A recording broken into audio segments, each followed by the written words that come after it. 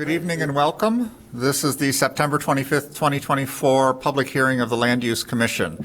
The City Code directs this body to hear applications for map and text amendments, special uses including planned developments, zoning relief, and appeals from decisions of the zoning administrator, as well as to make recommendations regarding the city's long-term planning goals and objectives. Depending on the type of matter, this commission will either make a final determination or send its recommendation to City Council. Ms. Jones, would you please call the roll? Commissioner Aravallo? Here. Commissioner Halleck? Here. Commissioner Johnson? Commissioner Linwall? Here. Commissioner Mabadi? Here. Commissioner Mangum? Here. Commissioner Murninchev? Here. Commissioner Puctel? And Chair Rogers. Present. With 7 members present, we do have a quorum. Also present from city staff tonight are Neighborhood and Land Use Planner Megan Jones, Zoning Administrator Melissa Klotz, Senior Planner Sam Hubbard, and I think that's everybody that's here. We also have a couple of additional staff today that are sitting in the audience presently, but will be presenting Sarah Fiorito and Kara Pratt. All right, welcome. This is a formal hearing and there are rules that govern our proceedings. Most importantly, only one person speaks at a time so that all testimony may be recorded accurately. Anyone who wishes to address the commission regarding any matter on tonight's agenda will be given the opportunity to do so at the appropriate time. Tonight is a little bit of a special meeting in the fact that we are not hearing any cases, but instead are just having discussion. This is the first discussion that we will be having in regard to the new comprehensive plan and the zoning ordinance and map amendment changes that are being worked on right now by staff along with HDR, which is our consulting firm. Tonight, what we will be doing is we will be having a discussion. We'll be having several presentations from members of staff on the various topics that we are discussing tonight, which includes parking minimums, centers and corridors and zones. And so that will be the focus of tonight's meeting. At the end of our discussion, there is a section for public comment. And anyone who wishes to speak to us, I have several people who have signed up for that, will be allowed to speak at that time.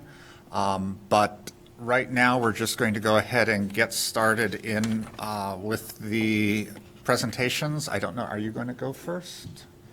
Or do you want? You guys can go first. I'll pull it up. Okay. And if you could just again state your name and address, you don't have to state your address, your name for the record. Good evening, Commissioners. My name is Kara Pratt. I'm the Sustainability and Resilience Manager for the city, and I'm joined also by Sarah Fiorito, who's the Transportation and Mobility Coordinator, who can fill in any gaps in my presentation. And I'm here before you all to give a brief presentation about the referral that was made housing people over cars, removing car parking minimums. This referral was made on February 26th by Councilmember Reed, and it was supported by Council Members Burns, Heracadis, and Nusma, as well as Mayor Biss. So the overview of this presentation is that I'll go through some aspects of the current code and also pose questions why the city would consider eliminating car parking minimums, why we would consider establishing bike and micromobility parking minimums, and also there's some guiding discussion questions. All this information is also included in your packet, so that can be a guiding source of information as I go through this very quick presentation. So this is a snapshot of the current code in terms of Chapter 16 off-street parking and loading. This is just a small section of Table 16B, Schedule of Minimum Off-Street Parking Requirements. And this is to give a demonstration of how the city currently establishes parking minimums for certain development projects. I recommend pulling up this table to see the length and the detail that is given for all different development types. I'm sure you all commissioners are more familiar with this than I am even. And the current code also has a reference to bicycle parking facilities, and I pulled this up to make reference to how this is no longer a modern reference, as it includes both reference to the Design and Project Review Committee, which defers decision-making to staff in terms of establishing when bicycle parking is and is not required. And so generally, why consider eliminating car parking minimums? There are a few reasons in terms of best practice. First, reduce traffic congestion. When excessive parking is provided, it can encourage more people to drive, which can lead to increased traffic congestion. So if eliminating car parking minimums were to take place and the city were to establish bike and micromobility parking standards, then the city would be encouraging more use of public transportation, walking, biking, and thereby, in theory, reducing the number of vehicles on the road. Secondly, this promotes the use of sustainable transportation. Eliminating a car parking minimum or a requirement that a developer provides car parking would encourage people to consider alternative modes of transportation, more trending micromobility, for example. This is also a more efficient use of land, which I will show in the next slide as well. Large amounts of land, as we know, are dedicated to parking, and there could be more beneficial uses of that land. There also could be cost savings to developers. Again, I think you all commissioners are experts on this. When developers come in, there is a high cost of providing parking with any development.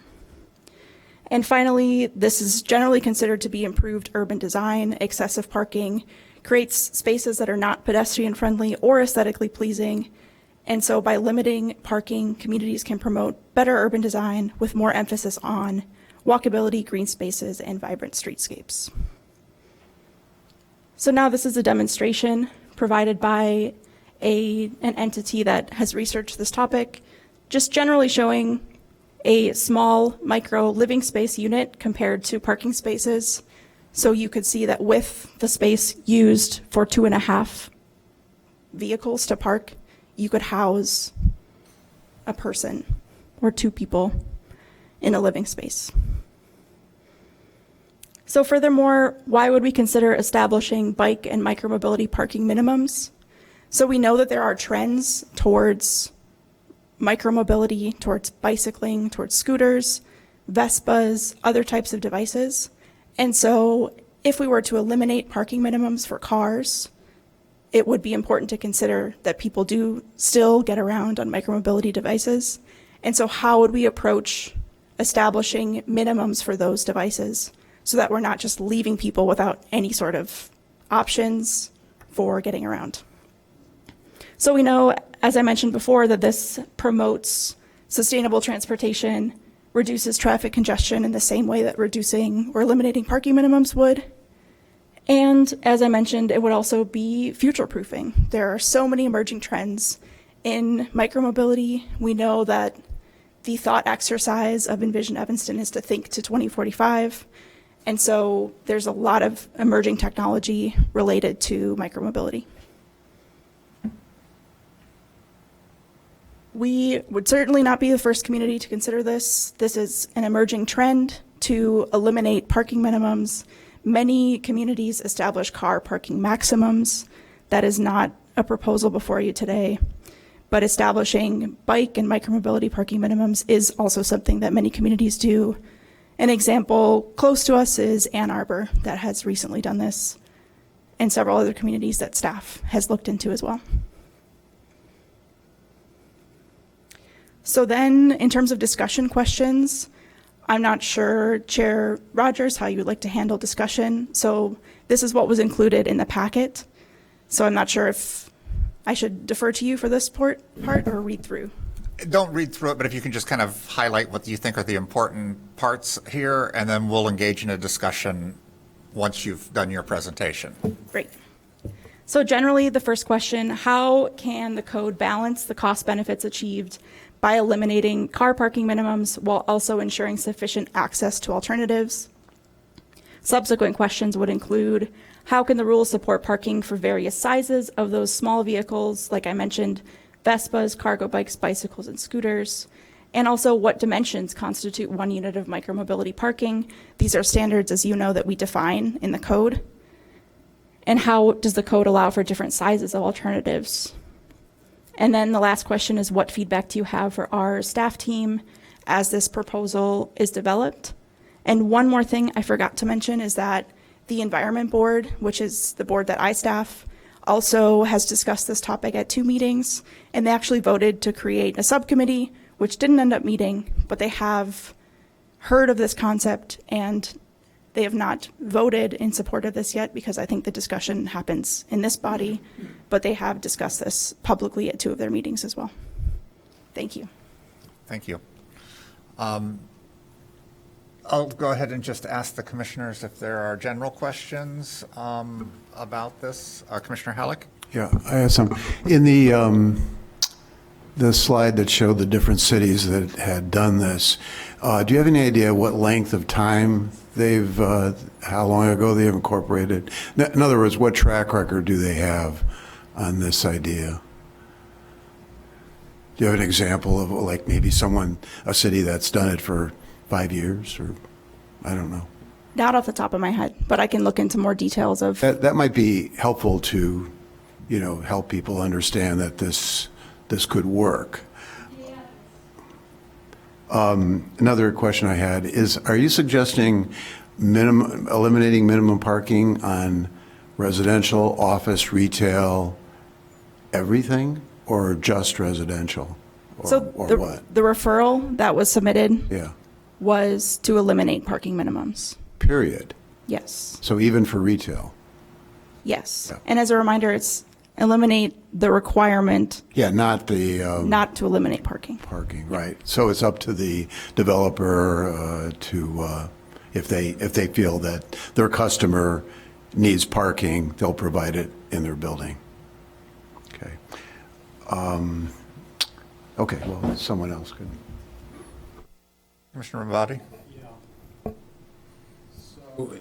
A developer comes along and approaches the city to build an office building similar to the building that was built at the Burger King site across from Northwestern and says, we don't need any parking.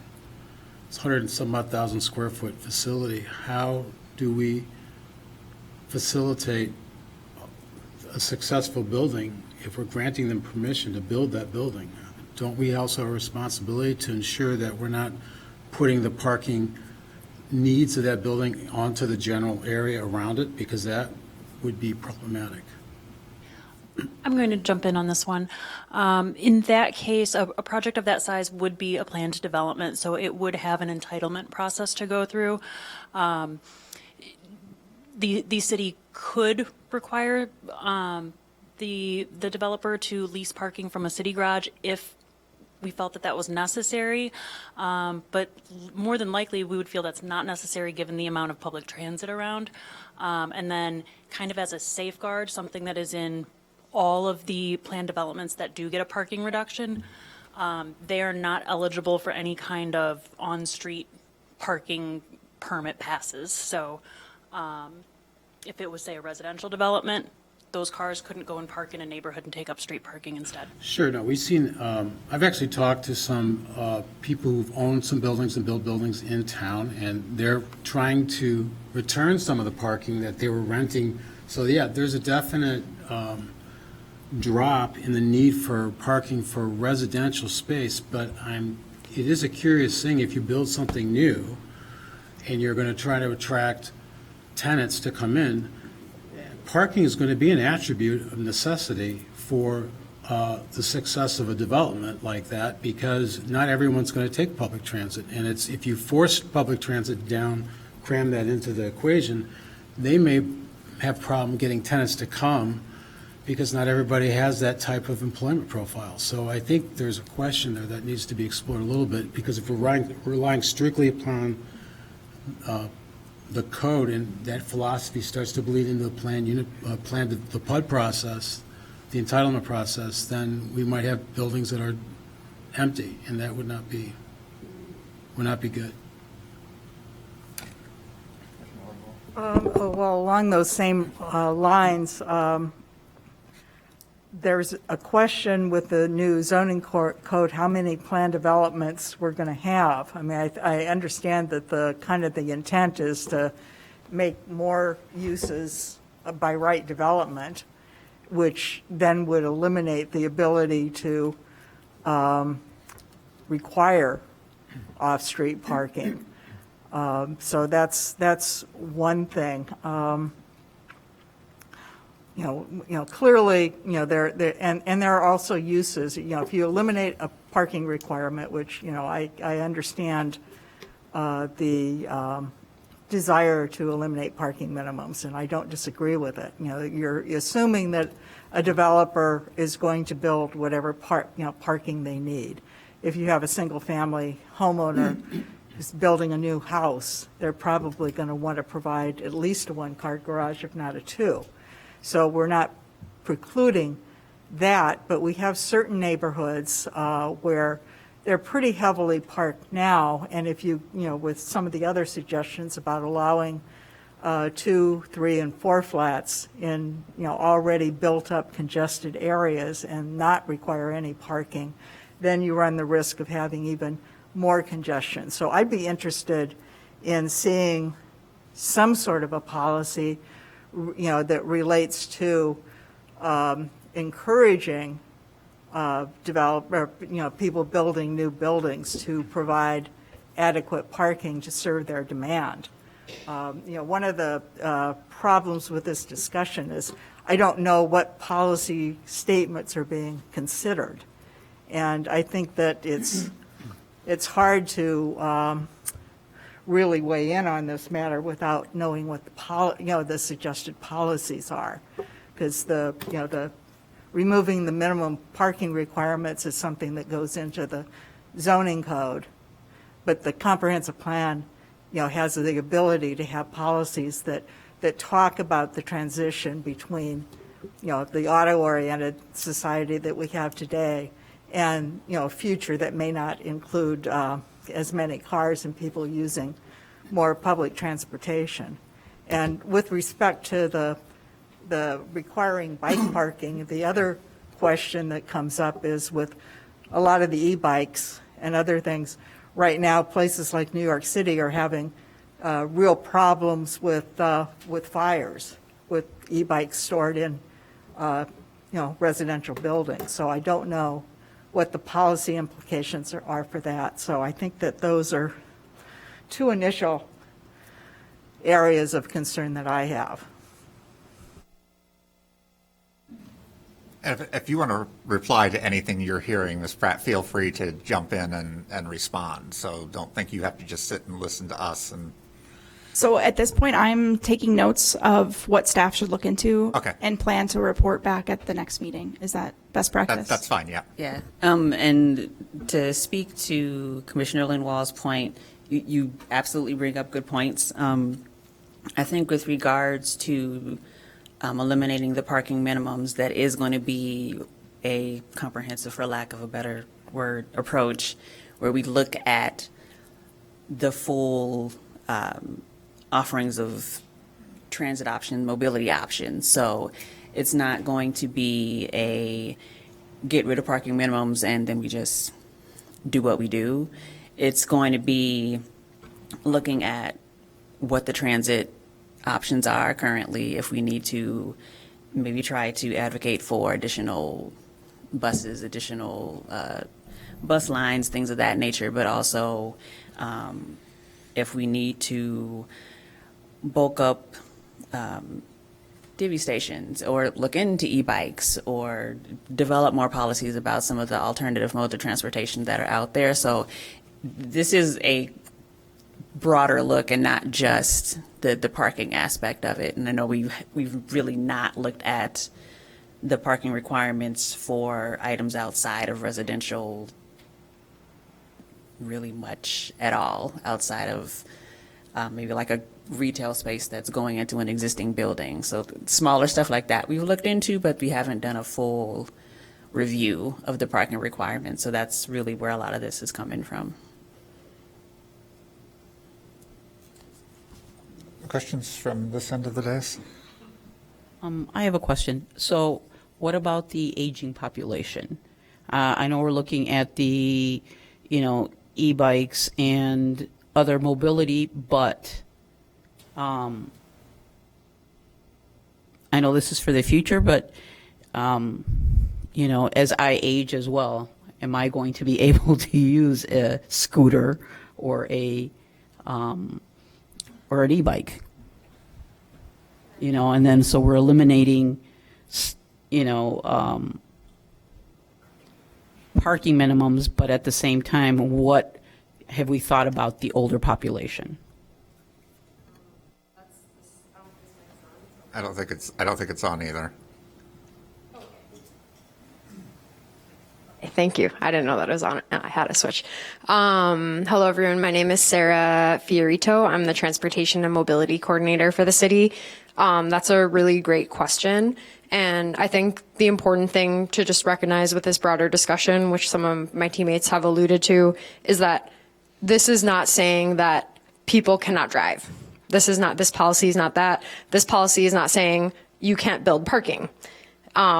There are things to talk about with things like that, but that's not what we're considering. That was a joke. So I think really this is, part of this is also not creating artificially inducing building parking where it's not needed. It's not saying that people can't create parking. So I think that is also part of us looking at how we can support people who actually don't want to drive, choosing not to drive, so that there's actually more parking space, less congestion for people that do choose to drive. So it's really, I think the idea here is that we're just trying to move away from mandating that people drive and mandating that people, that we're creating car-oriented spaces everywhere we go, so that if and when people do need to drive, they still have that access and that option, but people aren't competing for that same parking, that same, car space as other people. We're just making more efficient use of our space. So, does that answer the question? I'm a little bit confused about how eliminating parking, eliminating mandating of driving. I can see where there's an argument to modify the need for the amount of parking that we will be using in the future, because there is a definite shift that's occurring in this world. But we're going from having a parking requirement to having no parking requirement. I'm not clear how that's a mandate. That's just potential for more confusion about where you're going to park your car if you have to drive. If you have to drive to work, if you're coming from Gurnee, you work for the Evanston Police Department and you live in Gurnee, or if you work at the Rotary and you live in Deerfield, you might not want to spend an hour taking public transit. You might want to have a car that you can pick your kids up after work, and you have a life. So I'm not clear how saying you're free not to have any parking is helping address it. I think that it's good from a design standpoint because we can see there's a change going, and we should probably have some minimal adjustment, or not minimal, have some adjustment to what the minimum parking requirements are. But to just a wholesale abandon them all, I don't know. That would concern me. I just wanted your thoughts about how that mandate piece correlates with building. I mean, I think right now we have a mandate. Right now we have very explicit minimums for anything that's built. Like, we're saying anything that we build needs to make sure that it has space for cars. We don't say that about any other mode of transportation, but we have a lot of folks in the community who do not own cars and who get around in a lot of different ways. So I think this is really about, again, it's not saying that you cannot build parking. It's saying that we're going to actually, the truth is people do drive. So people who are developing any kind of project, whether it's a residential project, whether it's a mixed use project, whatever it is, people have an incentive because of transportation trends currently to provide car parking if that's who's coming. That's just a reality of the situation. Like, people do drive. So people are going to continue supplying car parking. I think this is about saying, we're not going to keep a set ratio on this. This is something that we're going to allow choice of the developer to meet the needs of their project, versus having set minimums that continue to lock in potentially, as you yourself said, projects that have an excess of parking, which is a very common thing that we see in the United States everywhere. I think just to jump in on this for a moment, I don't want to put staff on the spot here because I didn't ask you to have this information for me beforehand. So if you don't know the answer, that's perfectly fine. I'm not trying to trick you. We regularly get plan developments that request less than the required parking. I know that in the time that I've been on the commission, there have been several, and some that have even come back and reduced their parking even more, and some of it's on-site, some of it's off-site, some of it's making use of the parking garages the city owns. Do we know if projects are coming through the city that are following the rules that we have already established, or are most asking for some variation in the parking, usually a reduction as opposed to an increase? Nearly all plan developments are requesting substantial reductions to parking, and those reductions continue to go lower and lower over time. I'm going to say in the last 8 years or so, if you look about 8 years back, most larger developments were requesting a reduction to about 1 parking space per dwelling unit. And at this point, the requests are typically under 0.3 parking spaces per dwelling unit. And I'm thinking in particular, of building developers who are building for the future. 601 Davis, which, as we all know, has not really gone anywhere at this particular moment. But I remember when they came to us at one point, they looked at putting in the 40 parking spaces that they were determined that they could use when they asked for that. But they developed it in such a way so that it was a flat floor for the parking. There was no gradation, so that it could be converted to office space in the future if that's the way trends continued. I think that's something that we should encourage developers to do, to kind of future-proof a little bit on some of these things. The other thing that kind of concerns me is, and this is going to be a concern of mine through this entire comp plan zoning ordinance process, is we have a real tension in the city as to whether we are an urban environment or a suburban environment. We have expanded our TODs, transit-oriented developments, but when one is proposed literally at the back door of an L station, there is resistance to that. So when we try to have developers build in areas that make use of other modes of transportation and don't require the parking, we get pushback on those, or there are members of the community who push back on height requirements, on setbacks, things like this. And I think that's going to be a real tension for all of this stuff, is really, are we an urban or a suburban environment? We're kind of both. And as we look through that, the one question I have, since we have this map up, is of these cities, do these tend to be more urban, suburban, even split? And if you don't know, that's fine, because I'm kind of, again, putting you on the spot here, so you might be able to provide that answer to us later. But I heard somebody say Minneapolis is one of the cities. Minneapolis is definitely an urban environment. There are suburban aspects to it, but overall it's like Chicago. You would consider it an urban environment. So that's one of the things I think that we're going to be looking at closely, is what are true comparables to Evanston. Because the thing is, as we push people into other modes of transportation, we have to also provide the means for that. Which kind of leads me to my other question here, which is, have we had discussions with RTA, CTA, PACE, any of the public transportation providers in our region, or at least begun that discussion, so that we are able to provide people, again, who aren't able to do some of these other modes of transportation, but also don't necessarily want a car. But how do we get them around the city?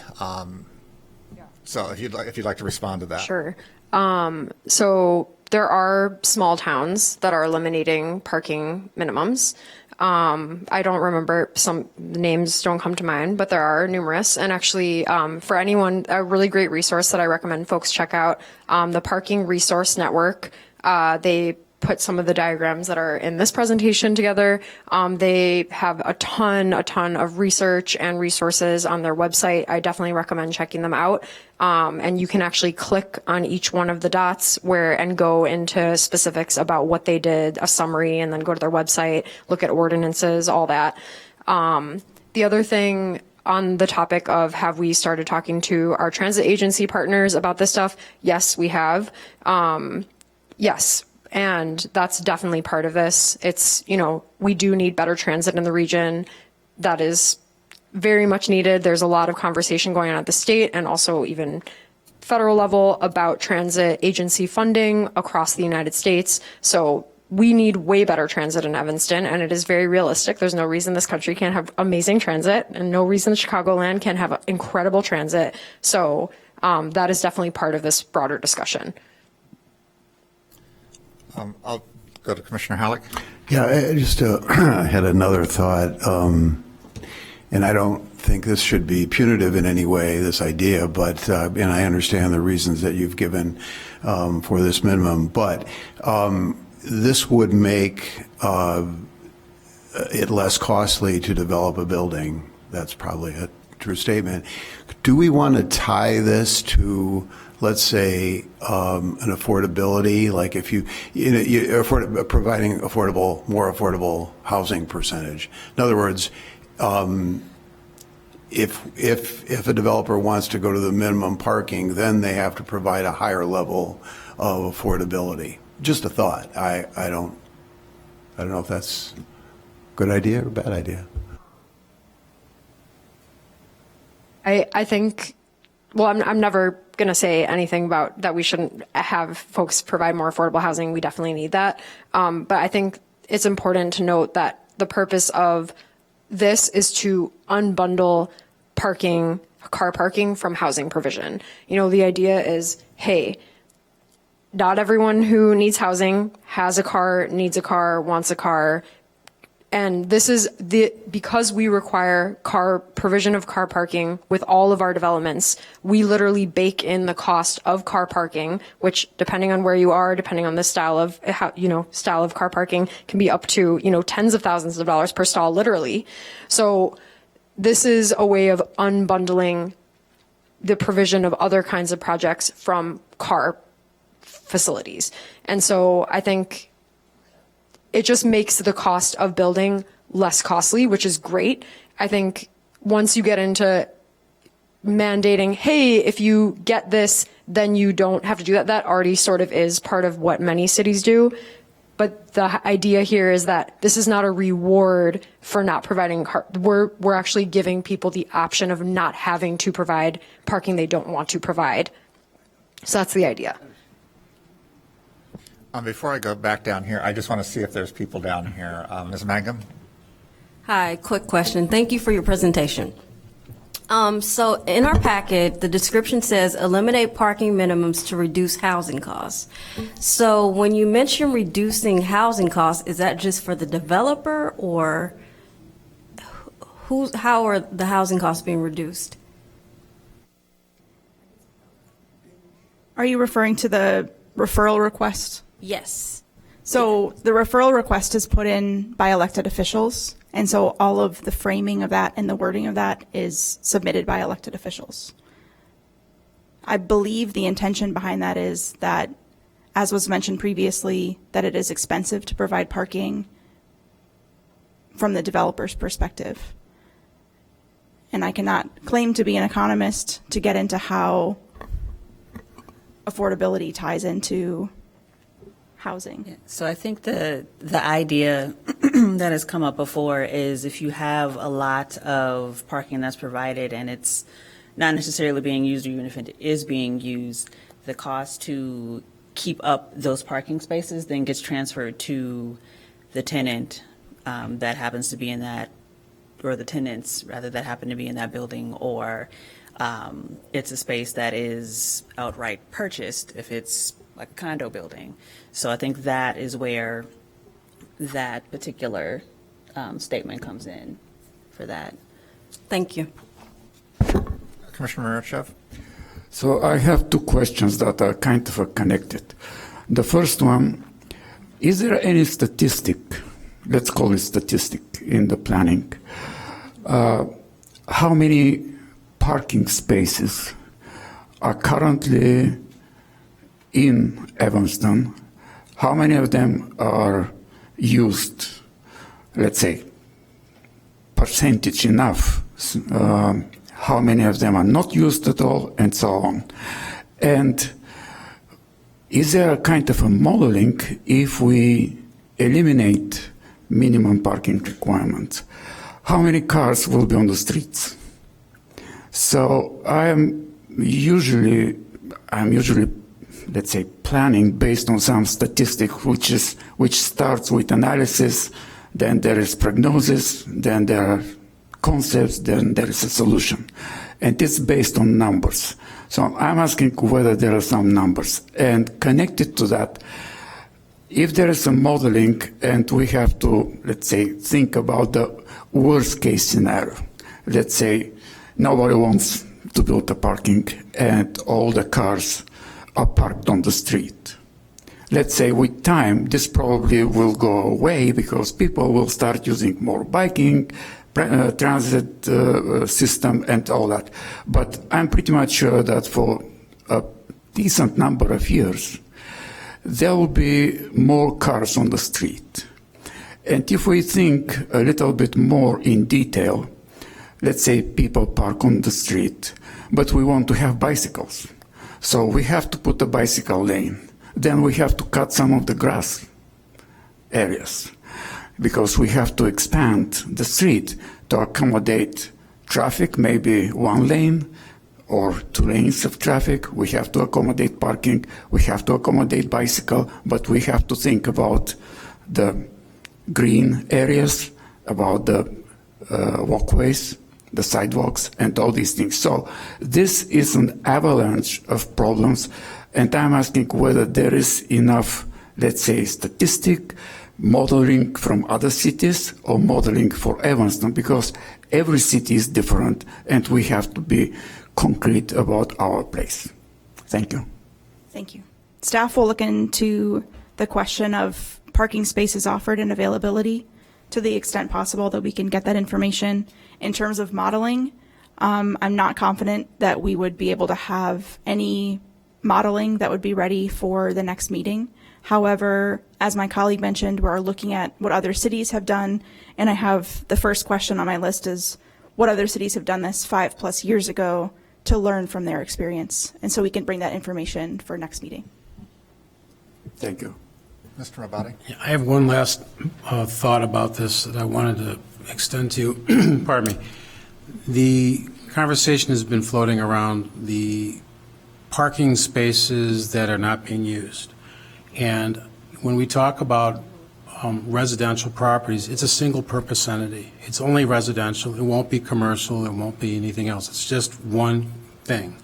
Whereas office, the uses in offices, in mixed use, in retail are multiple things. You could have medical. You could have simple retail. You could have, office. And what happens is the parking load associated with those different kinds of applications differ. And I think that when we're looking at eliminating parking requirements, it might make great sense to do that, or to some degree for residential, but I think that if we need the data about, these other parking spaces, and they take the Rotary building, do they not fill their garage? Do they not need all that parking? Because that would be a good example. If we're looking at Ann Arbor, maybe we look at the buildings that we have here and ask these owners, these management companies that run these buildings, do you fill your parking up or not? And what's your vacancy rate? Because then we can see if when we talk about releasing the entire design process to a developer, what are we really doing? Is it going to work, or is it going to be a building that is very optimistic and then later on has limited capabilities, functionally obsolete in the market because it can't meet the varying tenant profiles that the city wants to have? So I think that there are two tracks here. There's a residential track, which I think we can prove up very quickly that we have a lot of parking that's not being used. I'm just not clear about the commercial, and I just want to distinguish that. Thank you. Thank you. Commissioner Lindwall? Sure. I think it's important to kind of go back and look at Evanston's, the history of the built environment. I mean, we've got a lot of commercial business districts and residential that, were multifamily especially, that were built in, the era before people drove. And so there's a huge demand for kind of, there are lots of areas where on-street parking is the way you access those residences and services. And so the question is, what happens with in the future in terms of parking demand? Now, when the last zoning code was developed, there was a parking survey. So the standards for residential, at least, were based on a survey of, I think at the time it was all the new condo buildings and how many spaces were being utilized. And I imagine, I don't know if that similar sort of analysis has been done with respect to this, or if we're just looking at kind of the current trends and best practices are to eliminate parking minimums, which I think could work in Evanston, but I'd rather that we base our discussions and our policies on what the reality of our situation is. And I think it also would be really helpful to get a sense as to what the policy statements, regarding this, what is essentially a zoning action are, because it's real hard to have a conversation about eliminating parking minimums without knowing what the policy statements are going to be to get us to a place where that makes sense. We can provide a draft of those at the next meeting as well. Commissioner Aravallo? The other question I would have is, how do the other cities compare to, I guess, demographics of compared to Evanston, as well as climate? Because we can't compare ourselves to a city somewhere in Florida or in Texas versus 9 months out of the year we're cold, and not everybody is going to want to use a scooter or a Vespa or just by weather alone. So it's just a question. How do we compare that to Evanston versus Fort Lauderdale in Florida? I'd also like to amplify on that. That's a good point. And I think it's also important to look at what our land use density is versus the other communities. Because, the articles I've seen on eliminating minimum parking, it's, they're typically in areas where there's a lot of surface parking and, opportunities to do infill development instead. Evanston is pretty densely populated with relatively few places to put off-street parking if you wanted to. And a lot of those communities don't have the kind of residential or office, the higher rise buildings that we do. And I think that it's real important to see, kind of the land use distribution. I think that has implications as well. Anything else? If not, I have a couple things that I just want to throw out. These are just things I think we need to think about as we do this, because Well, the first one isn't. Let me ask this one first. So we're talking about bike and micromobility minimums, that sort of stuff. So I'd kind of like to see where we're feeling that falls.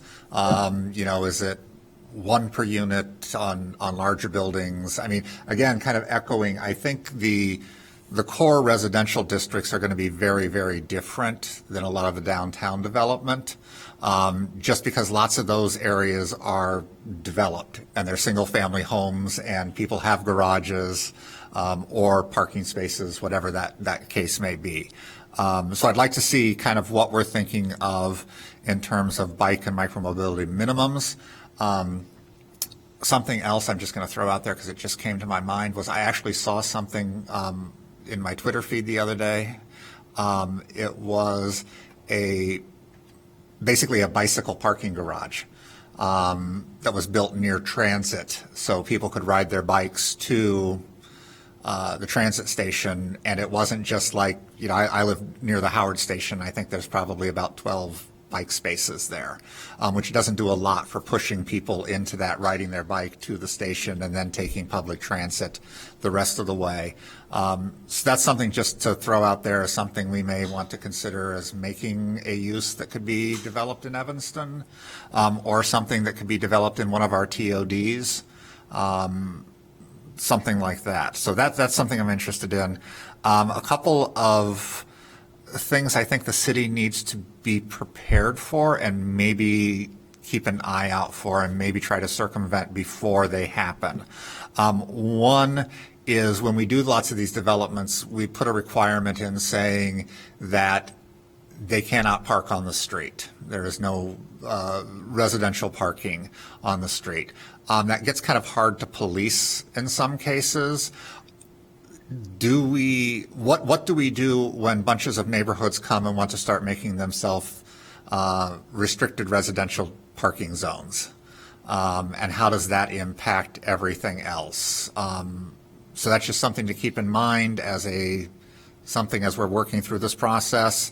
I think the other one is, as we look at that, and I know we're going to have a discussion about residential districts and everything at a later date, but do we see people not opting for garages on single-family homes and developing much larger properties, and then coming back to us and asking for a variation for their garage?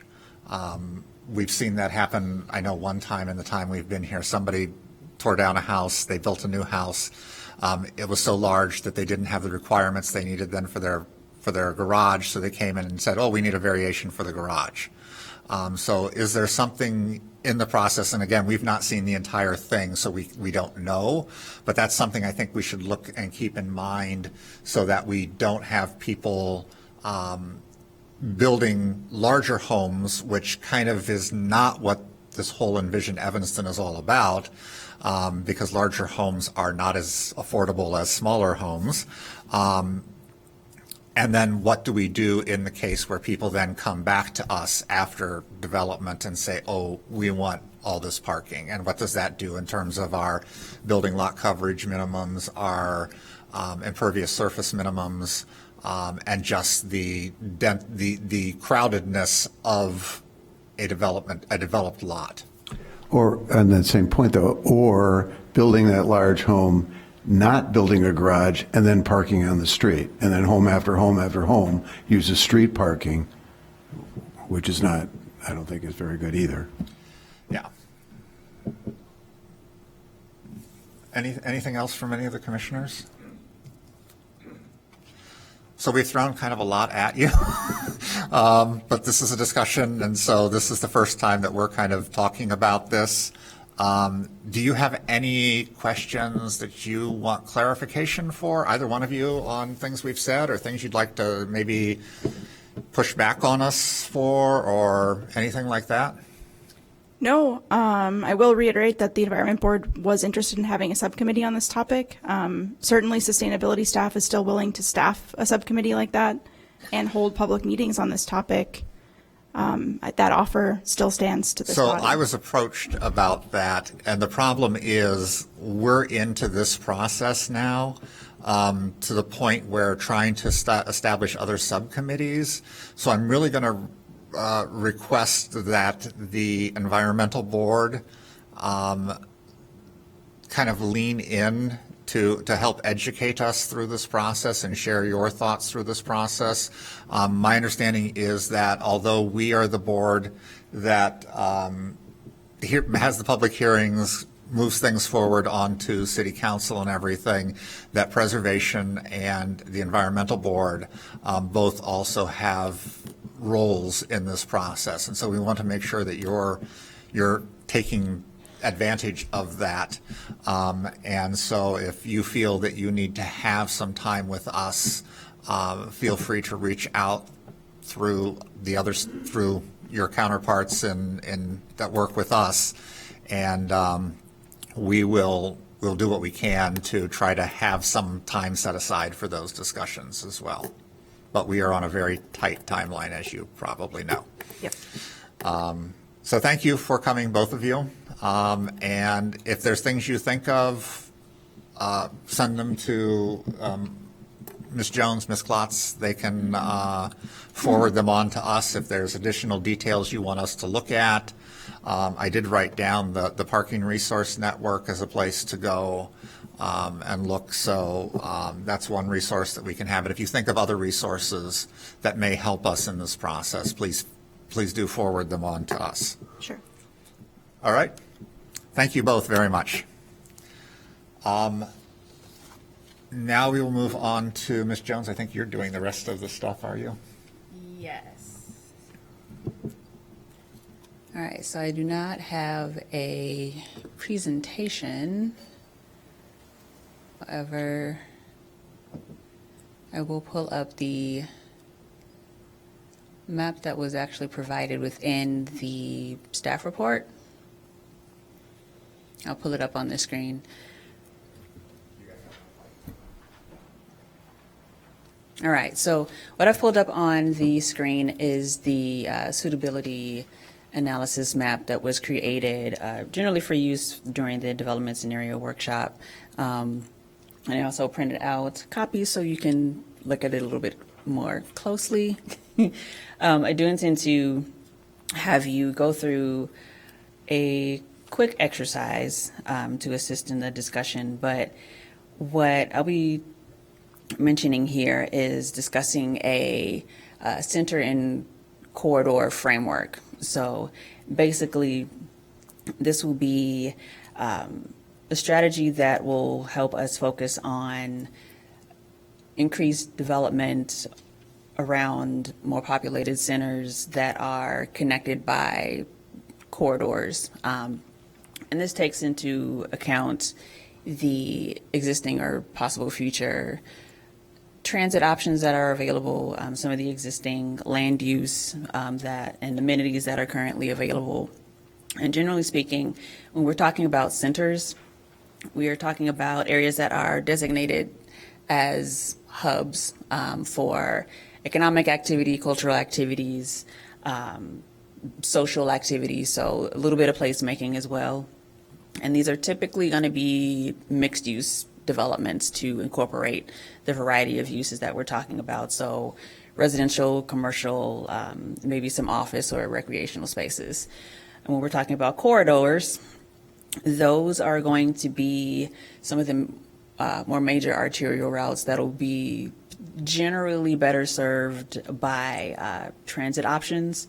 And those corridors are what we would want to use to connect the different centers that we come up with. So the general goal for having this framework is one, prioritizing sustainability, creating equitable opportunities for all so people have access to the same amenities throughout the Evanston community, having active transportation. So we've shared a little bit about having that micro mobility and having other options, cycling, walking, that type of thing. Establishing a stronger local economy, so providing residents near the amenities that might frequent the businesses more and provide a little bit more foot traffic for those amenities. Celebrating arts and culture, especially if we're going to be creating spaces that invite more people to take advantage of the amenities or create a third space that are outside of just where people work or where they live. Increased housing diversity, so having a variety of types of housing in some of these areas. So I mean, we do have a pretty robust single-family districts currently. So this would also lend to having more variety of housing availability, and then just generally creating a healthier community in Evanston. So the map I have here, as I mentioned before, this was created for our development scenario workshop. So this took into account a number of different items, including just access to public transportation, schools, access to transit. It also considered whether or not those parcels were owned by the city, and a number of different options that were considered in essentially ranking the development possibilities for these different lots. But for the purposes of this discussion, there were a few questions that were provided within the memo that was in the packet. The first being, what do you think about centers and corridor framework concepts? Where would you recommend centers and corridors be located based on the suitability analysis results? And how do you think zoning can help support this particular framework concept? So if we take the maps that were provided for you, would like for you to think about different centers. So like a neighborhood mixed use center, that would be something that it's a smaller commercial area that is a lot more walkable and serves largely the immediate surrounding community and the neighbors for that particular area. A urban mixed use center, so this would be more of a Dempster in Chicago area, a Main in Chicago area that already has a decent amount of density, has a fair amount of amenities available. And then the regional mixed use, which is essentially the downtown area. So that draws in people from both Evanston and from outside of Evanston. So taking those three concepts into mind, the neighborhood mixed use, an urban mixed use, and a regional mixed use concept, looking at this map, where do you think those would be best suited? And then in thinking about corridors, think about how those would be connected with corridors as those are developed. And also, if we could start to get an understanding of where you might think, or what height you might think is suitable for those areas as well, that would also be useful for the conversation. But I'll also entertain questions if you don't have. I have one quick question just to help us clarify the map a little bit Yep. here. So when you say things are more suitable for development, I'm a little confused because I see regions like James Park listed there. So what does that mean? Okay. Can I No, add that's a to fair question. that? Yeah, Let that's me add to that question, because I don't understand this map at all. If it's more suitable, it's darker, so I would expect that downtown would be more suitable for development. I would expect the east-west axis, like Dempster and Central, they would be more suitable for development. The transportation nodes would be more suitable. I don't see that anywhere on this map. Yeah, and similarly, I mean, you've got, basically the golf course and Chandler Center is dark blue, Noyes Court and Noyes Center and Talmadge Park is dark blue, the new Fifth Ward School site is dark blue, and, in addition to James Park and the hospitals are pretty dark blue, so what does this map mean? No, so those are absolutely fair questions. When we went about, or when the consultant went about actually creating this map and trying to find areas that were suitable for development, there were a number of different items that were basically provided a number for ranking. So that's includes the access to schools, the transit access, the access to parks, things of that nature.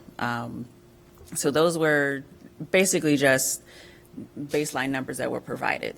So based off of that, and you add those things together, those particular parcels, they got a score. So that the higher the score, essentially the darker the blue.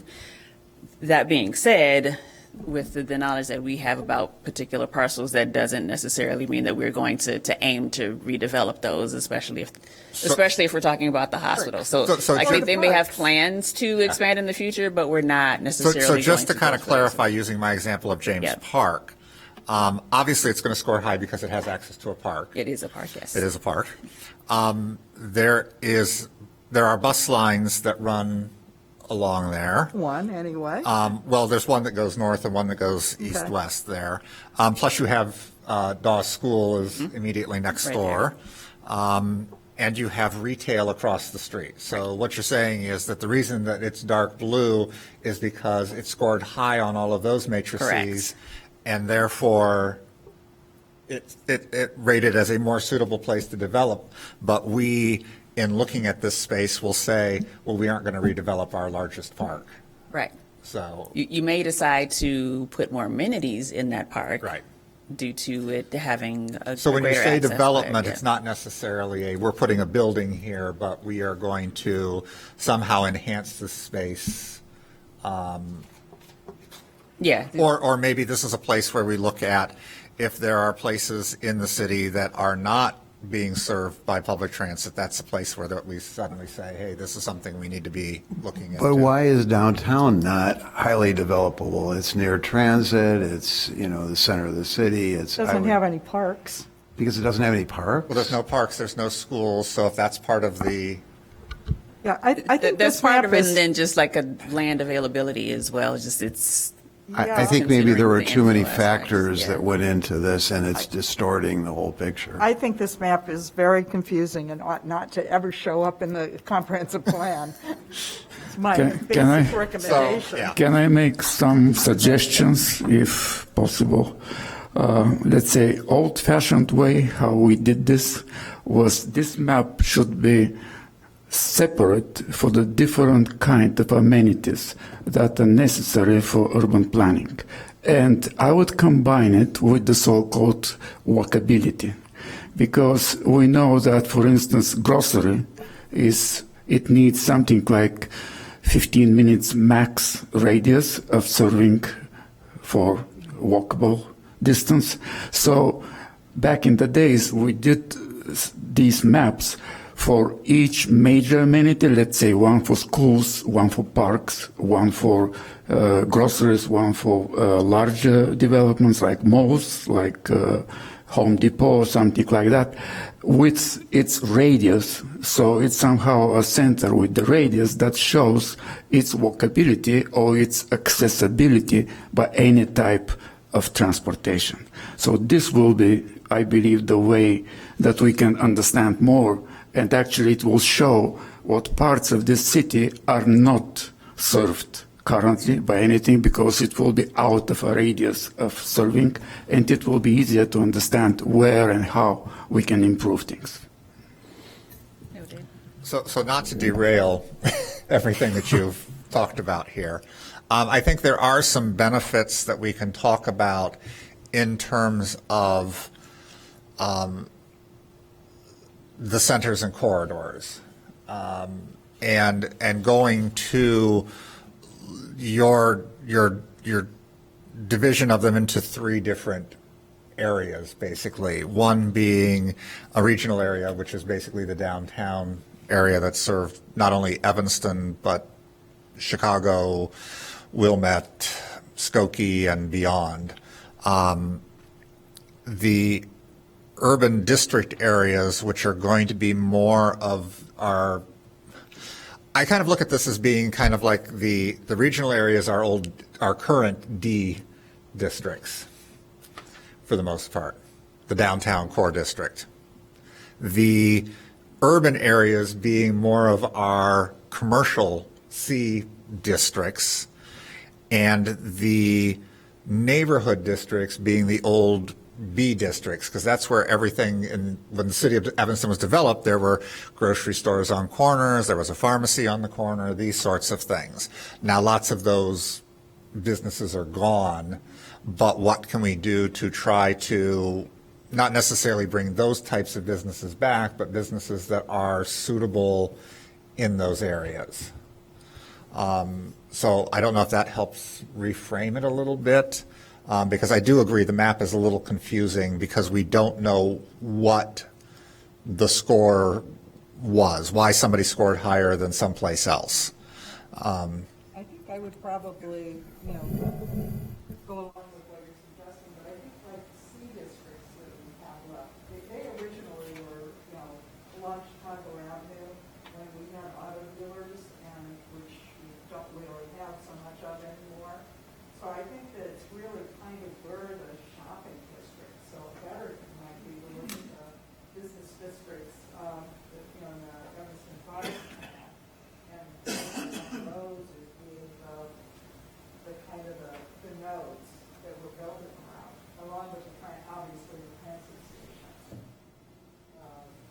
Just in terms of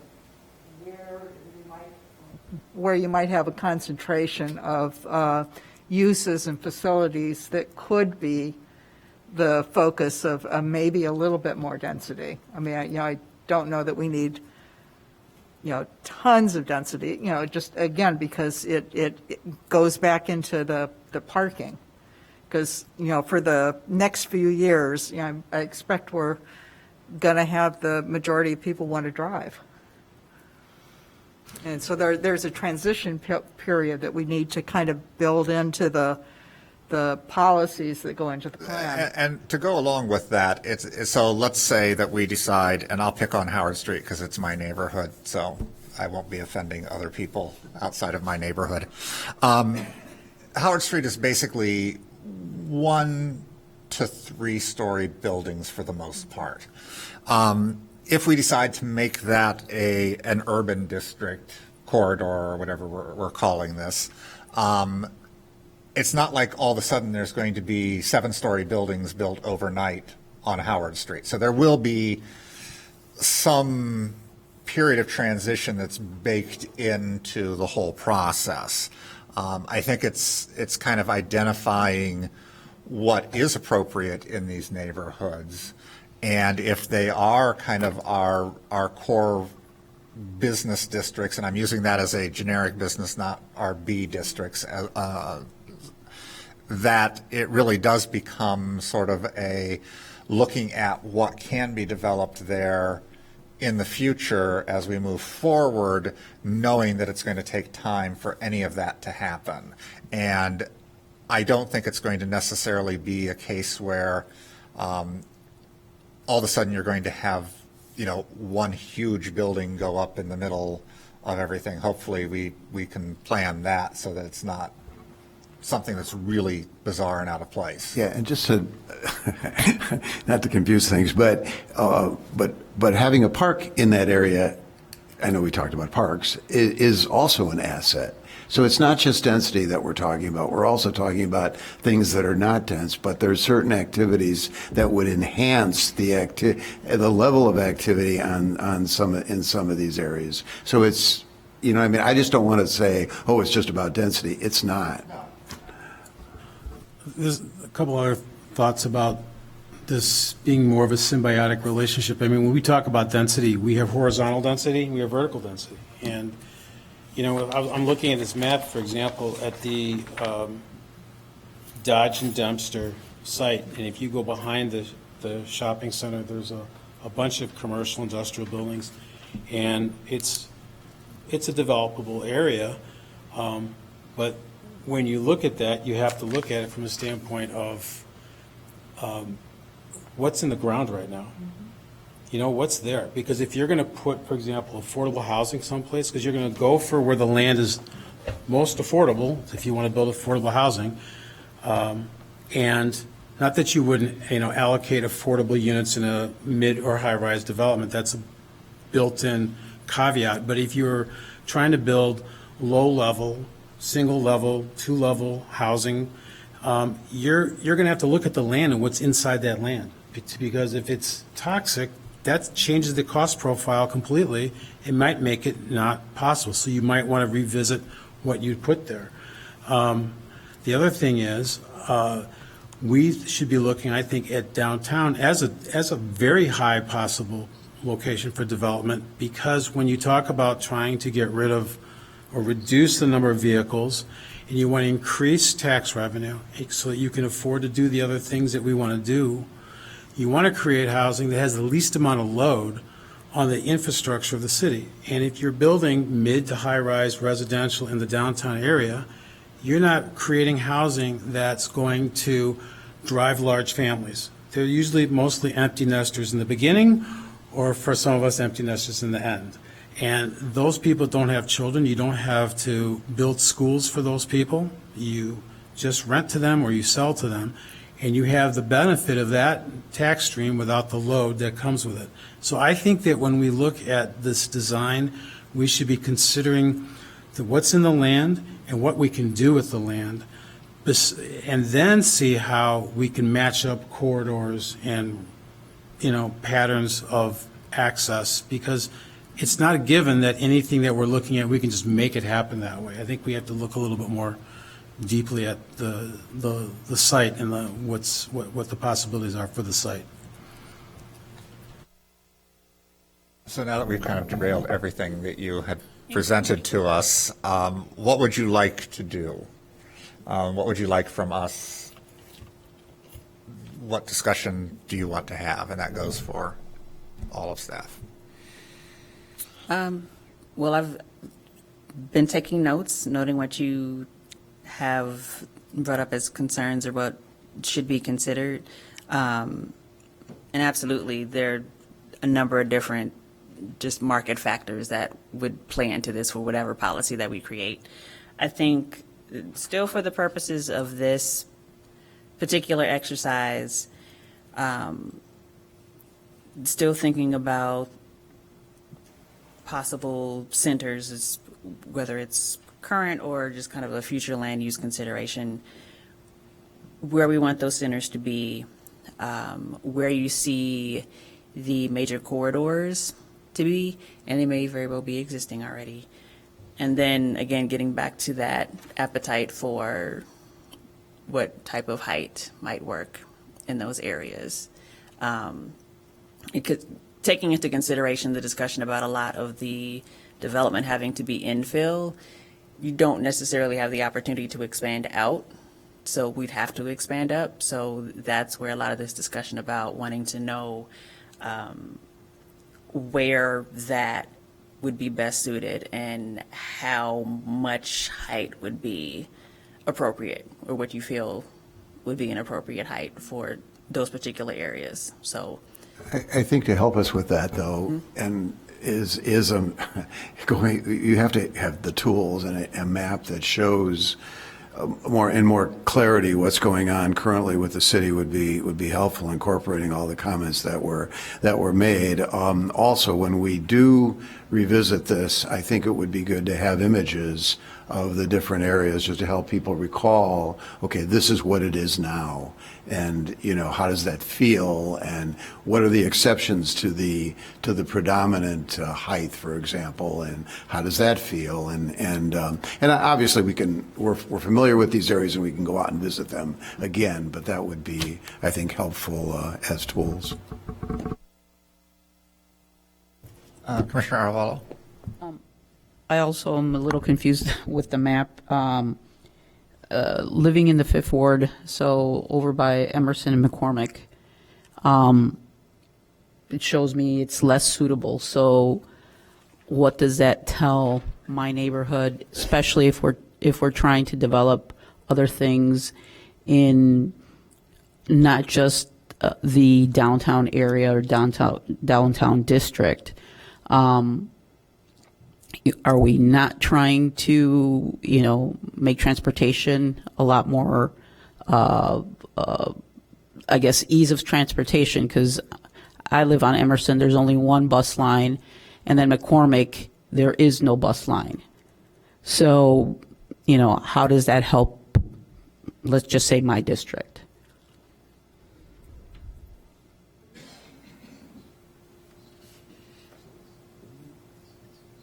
I think that's, again, an excellent observation. And, one of my questions, we've got, investing in active transportation or making transportation more available. And I think you need to focus on, where there really is development potential. I mean, maybe for lower unit buildings, but you want to make sure that that's going to be served by public transit. Or we're going to have the same issues we have now. There's actually a lot of,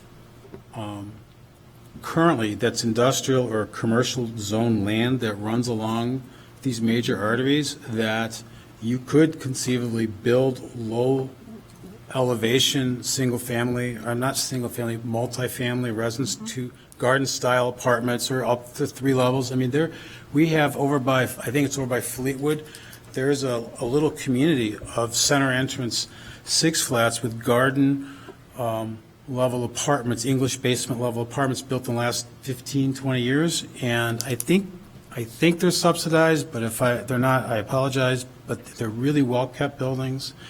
And there's like a little curvy street there, and it's very nice. And you could create these little pocket neighborhoods like this. Someone else was talking to me about micro neighborhoods where you take a piece of land and you build really small residences in a bunch of them. And you can do that. I mean, they're trying to do something like that on, I guess this one already went through on Grant. Street. But I just think that there's a lot of opportunity near the public transit routes we have right now that we can look at the zoning and come up with a plan that would allow for that land to be utilized in that fashion. And when you look at these really light areas, I think, I don't know if what the thinking was behind the map, but my guess is it's pretty built up already. There's not much you can do there unless you're going to allow people to start knocking down houses and putting up buildings. I mean, that's all pretty much an R1 area that are single-family residences in place. So I'm not sure what you're going to, I don't look at it as a suitable development site since it's developed. If we're thinking residential, that is. Well, to that point, at a future meeting, we'll be discussing another referral regarding the amount of units that could be in R1, which could present additional development opportunity or home construction. Yep. I mean, I think that we kind of know what our main corridors are.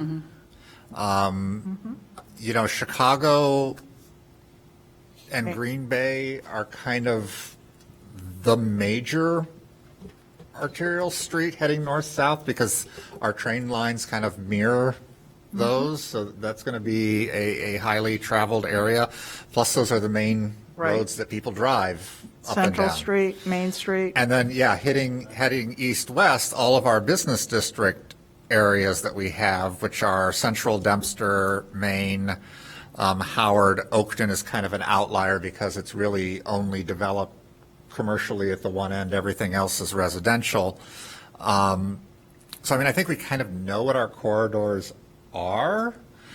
But it then becomes looking at where along those corridors is the most prime area for development.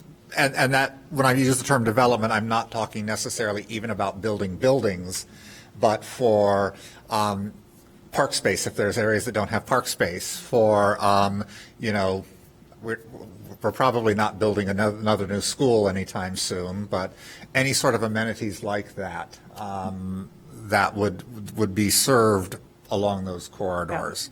And I think, unfortunately, with the city of Evanston, the further west you go, the harder it gets, because the public transportation options start to really dwindle down. So you're going to lose points on that score right away. Commissioner Arevalo was talking about, in the Fifth Ward, that type of a situation. And I think as you head into some of the other neighborhoods that are further away from Chicago Avenue in particular, it gets harder and harder to score high enough to get that development. So, I mean, I feel like we kind of already know some of this. It's really kind of defining where along those spaces do we think there is room for development, and then once we identify those areas, what types of things in terms of height in particular that makes sense. Obviously, we have our TODs already, which are designed to take advantage of the public transit that's already there. Again, leading back to Chicago Avenue, and you're going to have buses that run along some of the other east-west streets, but lots of them don't have anything on them. Yeah. Commissioner Lindwall? I think along those lines, in terms of height, I mean, just listening to conversations in Evanston over the past probably 20 years or so, 3 to 4 stories seems to be kind of a height that people can, along corridors, is not too problematic. Obviously, the big issue is where the lot depths are fairly shallow. You always have folks worrying about, the folks in the upper stories looking into their backyards and window, and that's has kind of always been a little bit of a tension. There are also certain sites in Evanston where a tall building can happen and it's buffered by rail lines and other things, and a large building is not as problematic. I'm thinking of the one right by the Howard Station. Yeah, 415 Howard, which which is pretty tall. And the first time I heard about that, I'm going, okay. I believe it's 14 or 15 story. And similarly, I think the Albion is the one at Lake and the tracks. Right. Basically, which, is buffered. You've got the Holiday Inn on one side, you've got Rotary, you've got the police station. So, there are a few locations in Evanston where you can have a tall building and it's really not going to have the same kind of impact that, say, a tall building on Central Street would have. So I think that's, but I think that, if you're looking at zoning in general heights, I mean, you want to have something that's reasonable so that you're not, zoning all of Central Street or Main Street or even Chicago Avenue for 10 or 15 story buildings where it's going to impact nearby neighbors.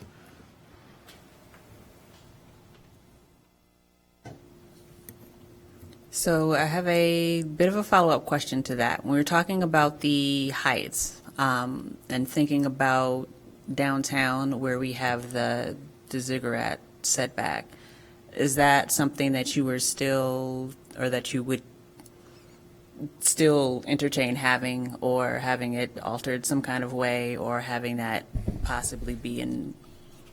I think at a minimum it needs to be altered. Okay.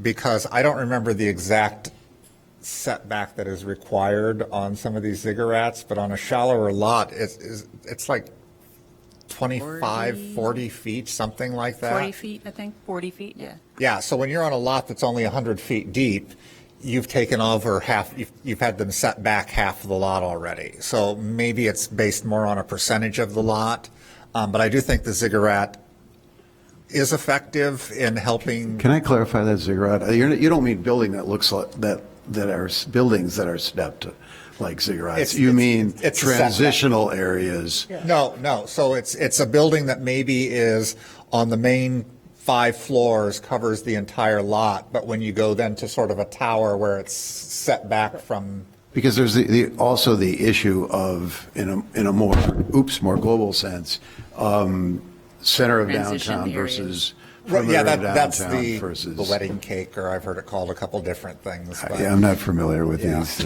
Yeah, so these baking we terms. use the term ziggurat. Oh, it's a little misleading from what a true ziggurat is. Yes, yes. But the idea is that the upper stories of a building are set back, so you do not have a facade that is 15 stories tall, but maybe 5 stories tall, then sets back and then goes up another 10. I think that's just called setbacks. Yeah. We can call it something else. But I think that's something, because currently the current regulations are way too restrictive for people to be able to do anything, and everybody has to come and ask for something different for the most part. There's another part of me that says that, we need to, I don't remember, do you remember what height that starts at? I believe it's between 24 and 42 feet. Okay, so it's a fairly low, 2.5 to 3-4 stories. And then maybe. there is not another requirement or step back beyond that. That's the Right. only one. Right. We made the point in another meeting that a lot of these issues that we're going to discuss from week to week are overlapping. And, Commissioner Linwall made the point about answering this question of height and whatever more specifically than saying, hey, Chicago Avenue is a zone. That should be. I just realized that that's going to come into discussion when we talk about whether we should have a simpler zoning map. How do you simplify it? Because there are obviously exceptions, better places and worse places in a general area. So it just means, as we said before, that these issues overlap and we can't quite separate the discussions. And we're going to get into that as we go forward. And Yes, and I agree with that. But I also think that as we look at areas, like maybe there are parts of Chicago Avenue that are zoned the same as Dempster or Central or something like that, where there is a lower density expectation, a lower height expectation. Sure, it'd be great to have 3 zoning districts. I don't know that will happen or work the way. I mean, I'm very interested to see what comes to us in terms of that, and I think it's a little premature even for staff to be talking about some of that because we're going to get into that a little bit later. But I think that we have to look at what do we think makes the most sense, and if it means there's an extra district, then there's an extra district. It's all about simplification, but at the same time, it's about making things work for the areas. Yes, I agree. 415 Howard, you've got a rail yard behind it, you've got a cemetery there, you've got a grocery store, strip mall across the street.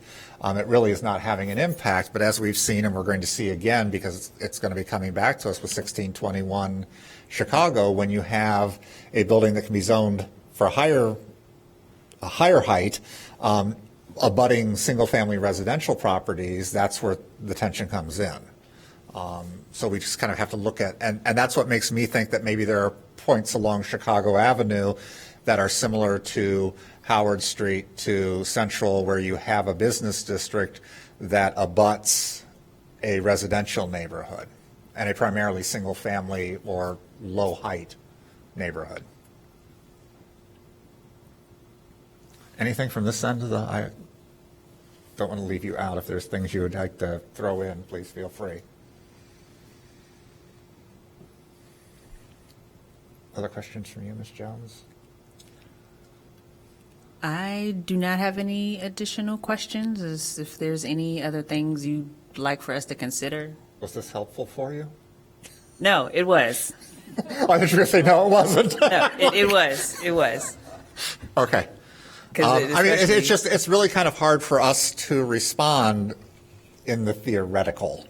And so I think if we can get some idea as to how this map was created by the different components on how it's scored and things like that, we can look at things a little differently, because this is kind of confusing when we see areas that are more suitable for development that we know are not ever, or should not be developed.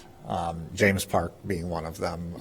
The hospitals, it's a little bit of a gray area there, because the hospitals have their needs and things like Right. that, so. I have one last point about these corridors, Maine, Dempster, Church, Oakton. If you look at Skokie, for example, it's a mid-century city that was built, after the war. A lot of it was built in the 40s, 50s. All that entire street goes from one end of the city to the next, primarily commercial, very narrow lots, very difficult to readapt.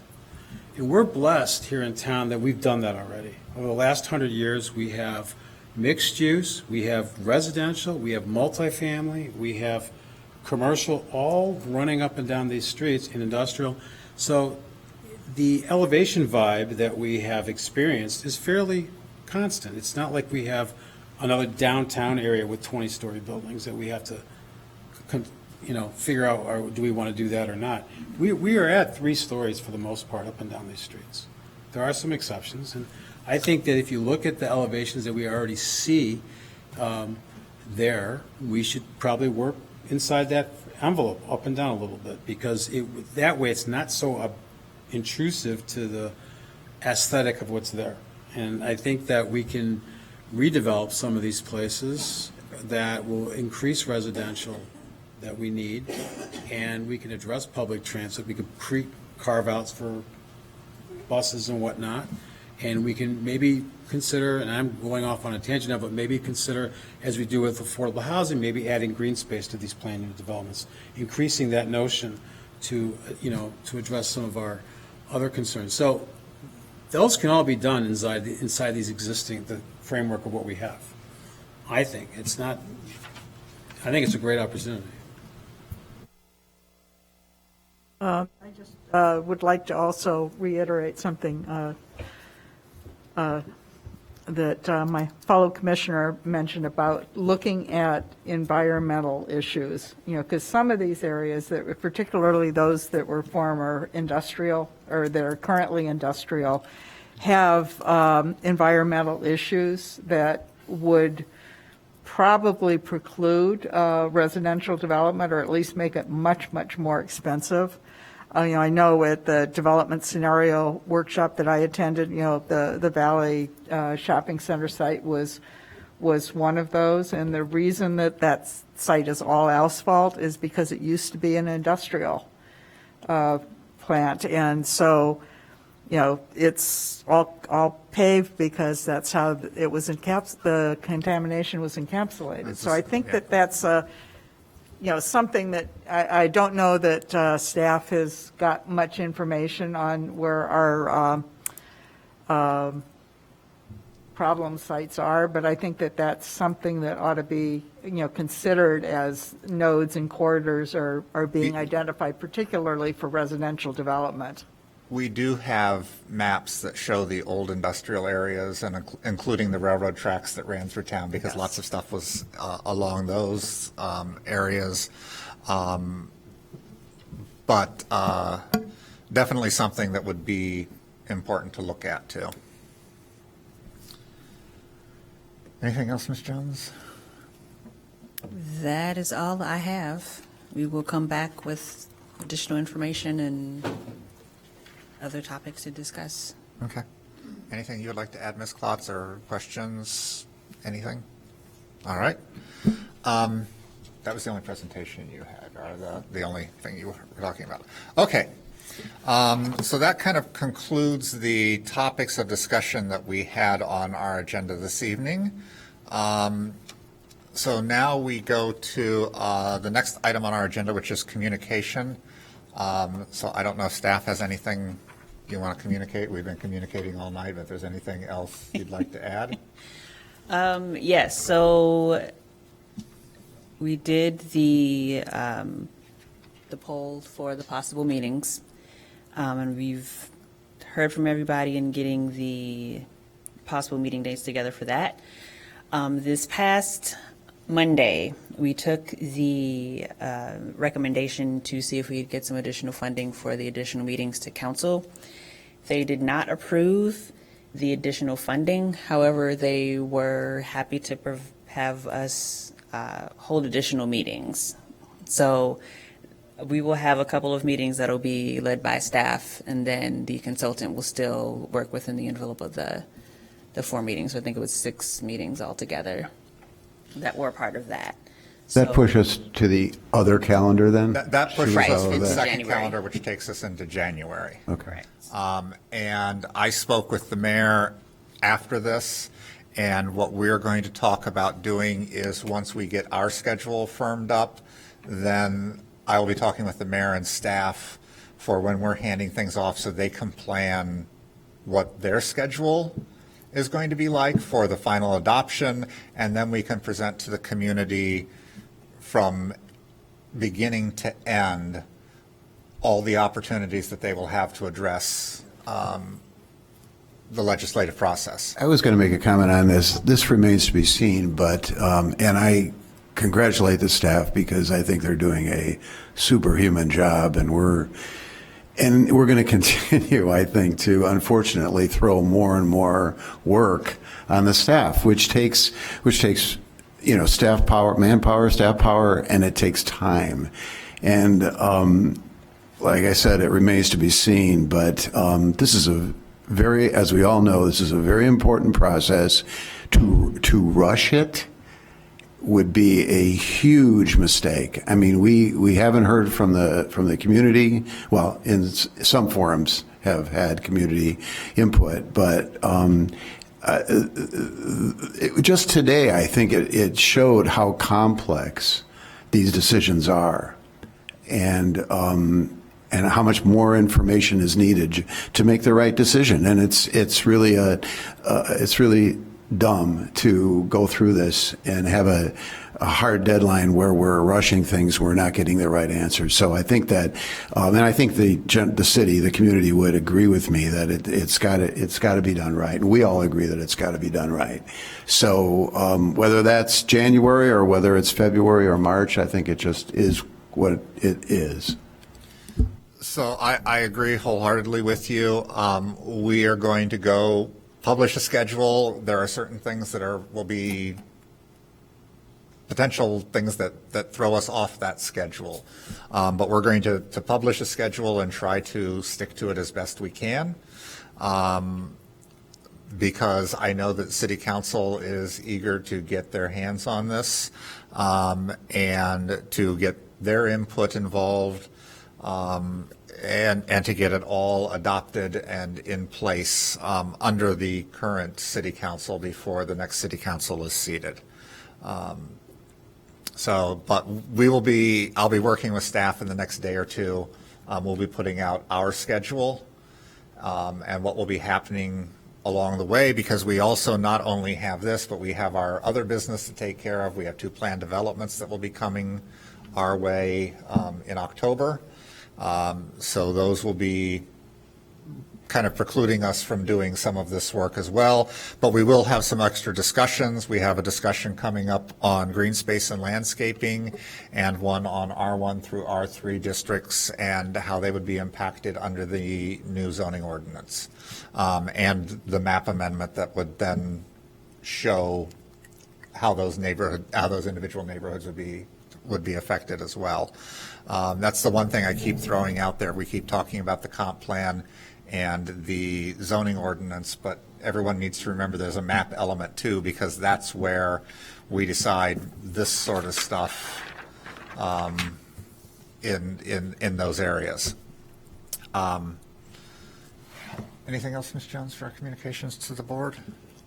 That is it. All right, so we will move into public comment. I do have several people who have signed up to speak.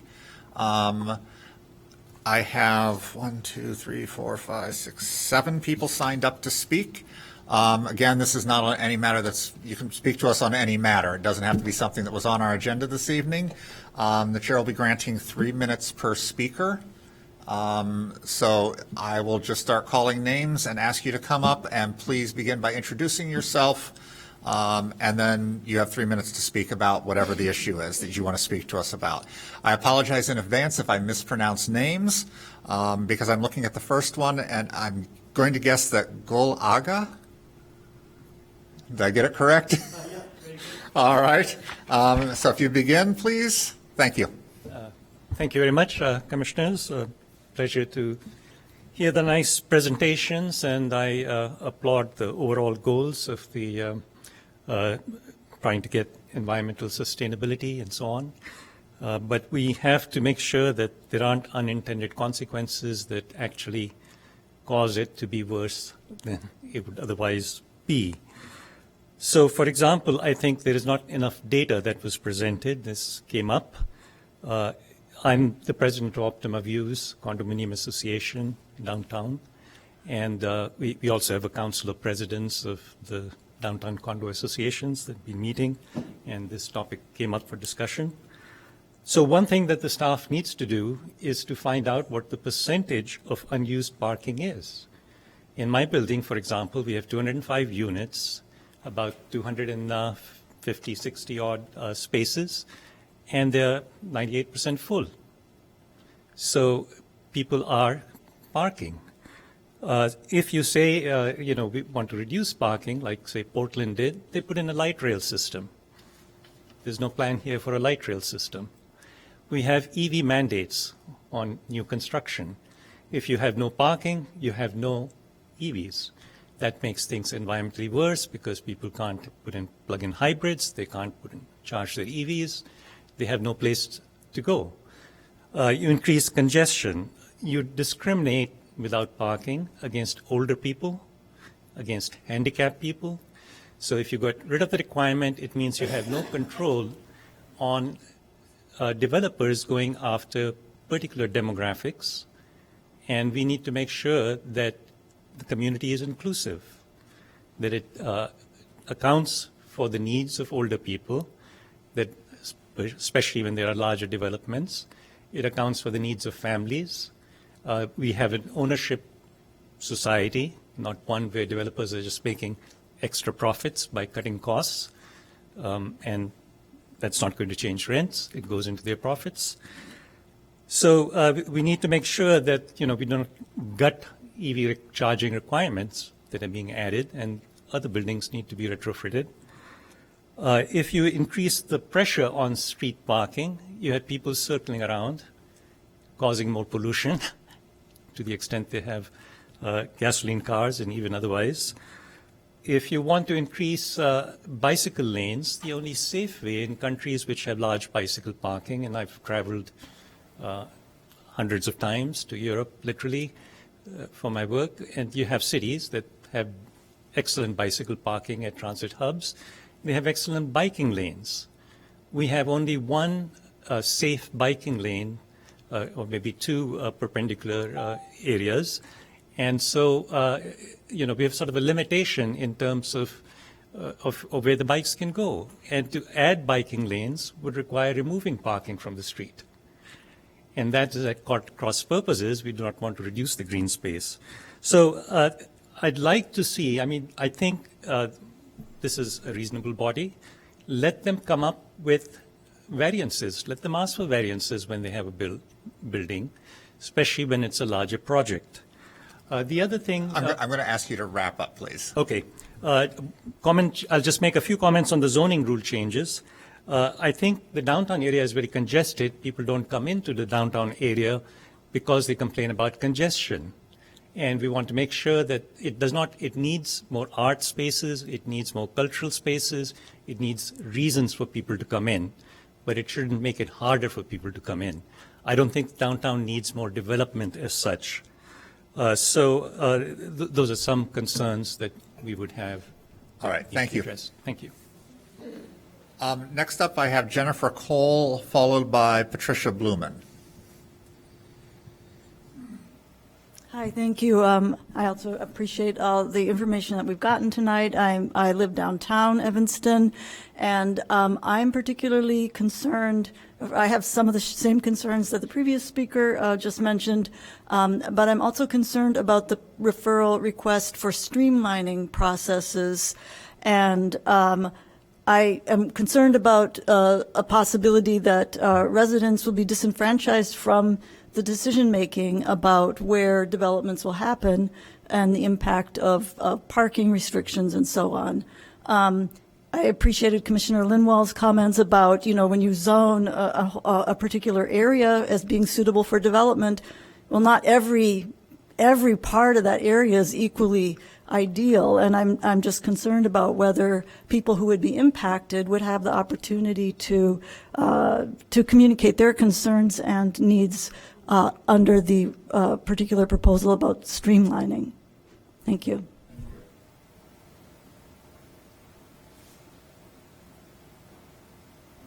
Next up, I have Patricia Blumen, followed by Sheil Yannick? Janvik. Hello, I'm Patricia Bloom, and I also live in downtown Evanston. I'm just also concerned about the streamlining of the possibilities that developers can just come in with mixed-use ideas and do almost anything. I think the planned development option in the past has allowed for citizen input at a lot of different levels. And as you all know, the community in Evanston is very vocal about what they want and what they don't want. And people need the opportunity to express their opinions about issues that are really impacting on them. So the idea that people can just do anything they want and not as a planned development where there's the stages of input, I think is really a dangerous precedent. Thank you, Ms. Blumen.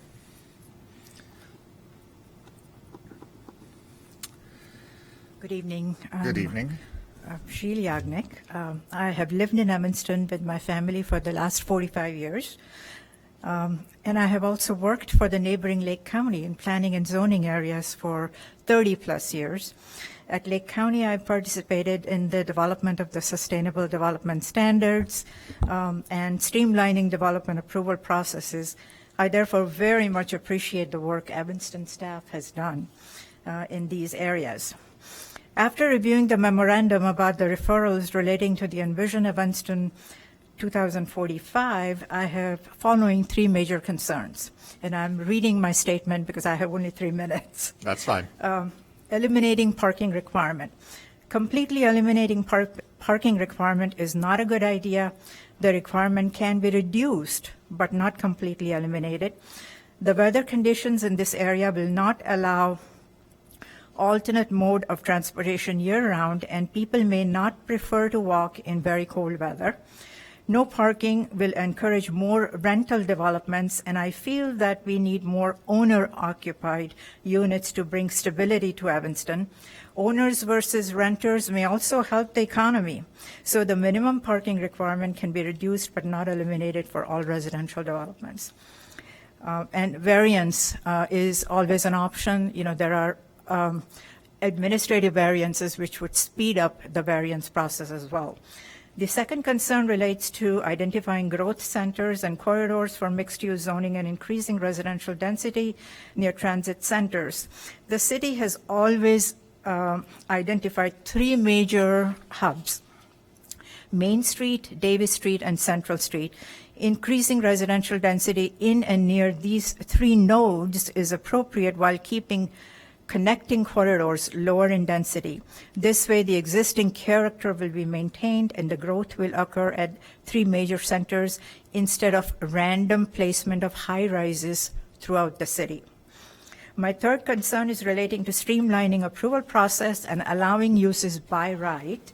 This makes sense for smaller, simpler projects such as in-kind replacement of decks and patios and re-roofing, re-siding requests, which we did at Lake County. we're issuing permits at the counter for these types of very small developments. However, I feel that it is not appropriate for larger developments. Larger and more complex developments should require public hearing before the decision-making bodies and final approval by the City Council. Thank you very much. Thank you. Next up, I have Scott Bernstein, followed by Jennifer Grandy. Thank you, Mr. Chairman. Thanks to the committee, and thanks for the great staff work to date.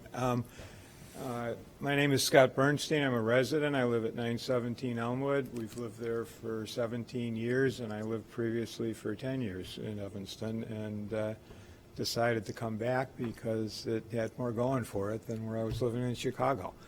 And I've made my living as founder and president of the Center for Neighborhood Technology, which has worked on many projects with the city of Evanston. We've brought car sharing. We've worked on the climate action and resilience plan. I'm not employed there now, so I'm speaking for myself. I retired, allegedly. I'm still working 60 hours a week.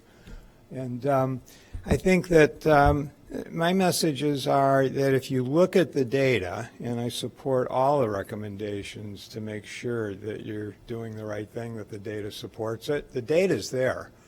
I don't think the process has an easy entry point for people to volunteer to bring the data in.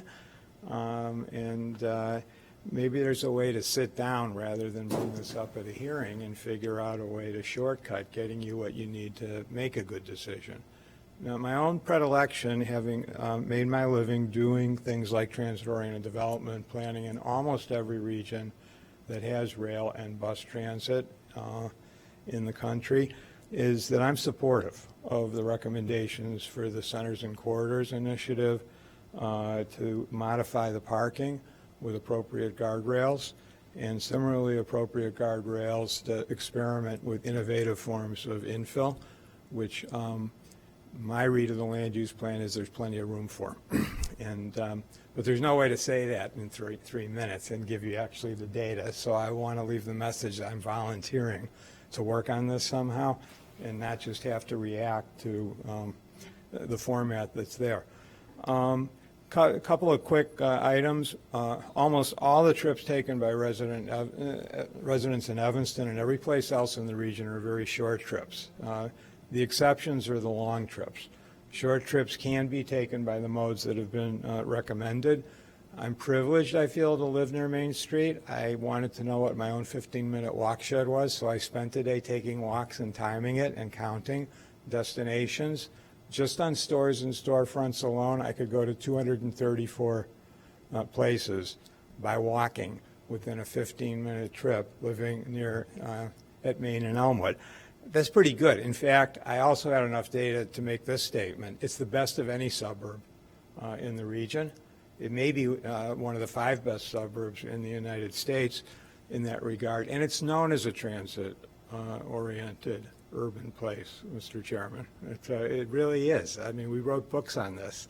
Evanston is highlighted in many, many places for this. So I have recommendations, but I'm out of time. But there are ways, I think, to address all of the concerns that were talked about today.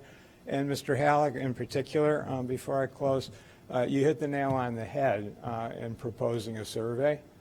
We did surveys in cities that went through this exact same concern to find out what was the nighttime utilization of the parking with permission of the building owners. And in general, most zoning codes oversupply parking if it's within walking distance of good transit by 40%. And I know that that's the case on several buildings near where I live, particularly the newer ones that have come in. And so I think there's reason for backing off of the strict requirements that are there right now. I think that there's an opportunity here to set benchmarks for what to do, and I like the idea about a transition period as well. That's realistic. But you're very invested in this planning process for good reasons, and I hope it succeeds. So thank you. Thank you. And I'll mention this to Mr. Bernstein, but to everybody here also, that you can arrange to meet with staff if you have the interest in doing so and sharing your information with them. So it's just a matter of, I don't know what the process is exactly. Do they just call 311 to get, or? So there are a few different ways. If you want to, you can email me if you've got something that's written and prepared. We've got office hours that are set up. If you go to envisionevanston2045.com, there's a way to sign up for office hours, submit a big idea if that is what you would like to do, or just email us and ask us questions. So there are various ways to get in contact with the team. All right. Jennifer Grandy, and then Hong Yul Park is after that. Good afternoon. My name is Jennifer Grandy, and I'm a resident in the 4th Ward in the downtown area. I've been an Evanston resident for over 10 years, exclusively in multi-unit dwellings. I'm here in support of the Envision Evanston initiatives, particularly elimination of the parking minimums. One figure I wanted to raise is that nationally, the average cost of parking when broken out from the total rent of a housing unit is on average $225 per month. Now, I know that this is average, this varies based on location, but I do want people to keep that number in mind. When I moved here with my spouse 10 years ago, we were just starting out. We were repaying student loans, saving for a down payment, and $225 a month was half of my student loan payment. It was 2 weeks worth of groceries. Point is, at that stage in our lives, having a sizable portion of our rent payment going to parking made many buildings inaccessible to us. So that vintage 1920s building that we ended up in, the one that so many people love in this and admire in this community, would have been unbuildable today under our current zoning code. And we couldn't have become long-term residents if that building didn't exist. I'm telling you this because the story is nothing new. There are many in Evanston who started out the same way that we did, namely as new residents who then became long-term residents because of how diverse our housing stock is. The ability for people to downsize, upsize, and move laterally from apartments to duplexes to single-family homes and then maybe back to apartments is a feature and not a bug in this community. In every multi-unit building I lived in, there was a neighbor who had downsized from a single-family home. One of mine is 80 years old. She's been here for the past 50 years. Many of them lived in Evanston their entire lives. Parking, among other features, is an undeniable part of what makes a building affordable or unaffordable. And while I do understand that the car is an ingrained part of many people's lives, the main feature, dare I say a draw of this community, is that it doesn't have to be. People should be allowed to make their own transportation choices and have housing options that fit those choices. However, when people have no choice other than to pay for car storage, regardless of whether they possess a car, it turns into a recipe for pricing people out. That goes for potential residents as well as current residents. I wouldn't be a resident today if I had to pay that extra $225 per month tacked on to my rent 10 years ago. Building primarily for the car means you are often unable to build for people. That's true whether it's affordable housing units or other things discussed today, like pedestrian-friendly areas such as wider sidewalks, additional green space, or protected bike lanes. Never mind the collateral impact on all things in the local economy. And study after study has shown that if you make it easier for people to congregate and travel safely on foot or by bike, local economies thrive. In short, when you can live in places versus just driving through them, it becomes a place worth going to. And I think we all want Evanston to continue to be a place worth going to. Thank you. Hung Yul Park, followed by Jill Cabot.